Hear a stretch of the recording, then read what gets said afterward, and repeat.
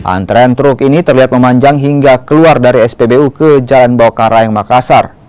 Sopir truk dan bus bilang mereka telah mengantre sejak pagi untuk mendapatkan bahan bakar solar. Selain itu, mereka juga telah mencari bahan bakar solar hingga ke 9 SPBU yang ada di Kota Makassar. Para sopir truk dan bus ini mengaku mereka kesulitan mendapatkan bahan bakar solar dan sangat merugikan mereka, lantaran harus mengantre berjam-jam yang menghambat pekerjaan mereka untuk mengantar barang. Kita antri apa ini? Beli solar? Beli solar. Ya, kenapa dengan solar, Kak? Karena Langka ya? Nah, berapa nih kita SPBU kita datang?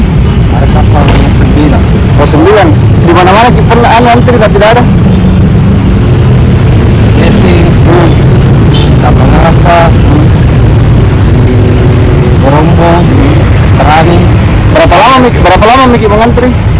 baru gitu. Oh, ini. Tapi banyak nih dilihat di antrian. Kita ambil truk apa? Ya, Kita bawa truk apa? Truk sampah. Oh, jadi ini sekarang tertunda lagi nih pengangkutan sampah. iya.